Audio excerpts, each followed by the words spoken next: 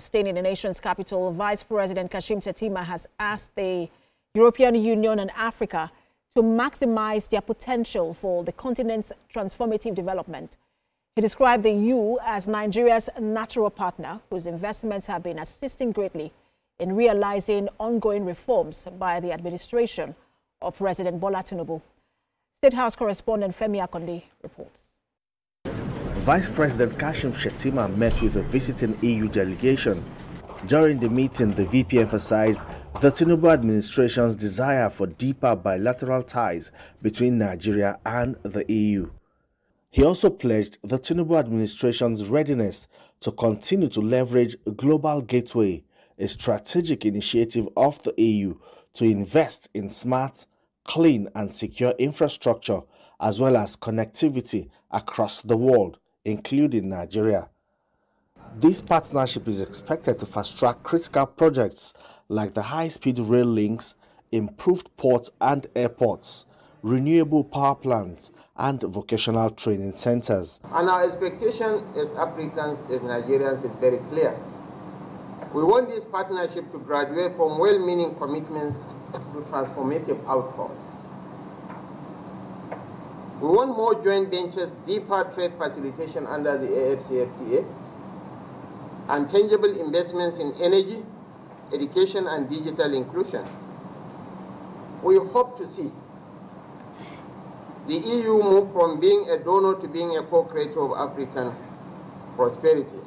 The EU ambassador to Nigeria and ECOWAS emphasized the strength and longevity of the relationship between the two continents. The demographic in Nigeria tells us that the population will increase in the next years, so the market potential will increase. But also there will be an increase of many talented young people that are here already, but in the future we can tap into that demographic potential and can develop our relationship beyond what we are doing now. The European Union is the third partner of the African Union in trade, in investment. We have more than 300 billion euros of foreign direct investment in Africa, much more than any other partner. We are first providers of development assistance and humanitarian aid, but we want our partnership to evolve as a partnership of equals, not a donor-recipient relationship, but a co-creation of wealth. The administration of President Bola Tinubu believes that maintaining a stronger relationship with the EU is sacrosanct. For Nigeria, it is time to build a future where multilateralism reflects true mutuality globally. Femi Akonde, TVC News, Abuja. TVC News State House correspondent Femi Akonde joins me on the news at 10.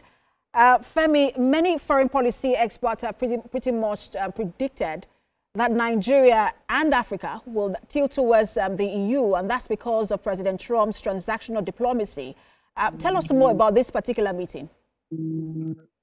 Well, for this particular meeting, it's an attempt to try to balance the lopsided trade between Nigeria and the European Union and other global partners, because you know that what exists in that relationship is just Nigeria buying products from these countries. What they are doing now through that global strategy with about 300 billion euro fund set aside by the European Union is Nigeria trying to leverage on it to ensure a more significant partnership in areas like infrastructure, improving the seaports, improving the airports, human capital development, creating jobs, and industrialization. You know, like you rightly said, this is also a response, the EU's response to the China's Belt and Road Initiative, which is an investment of over $1 trillion as we speak. But what Vice President Shttima, on behalf of the Nigerian government, is saying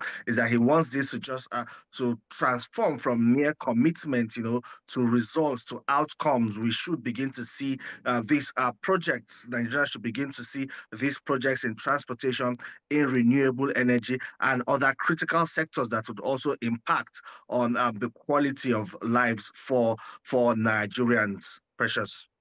Absolutely, Femi. We must, like we see in this administration, enforcing that doctrine of reciprocity. Thank you so much for the update. Our State House correspondent, Femi Akondi. Thanks, Precious.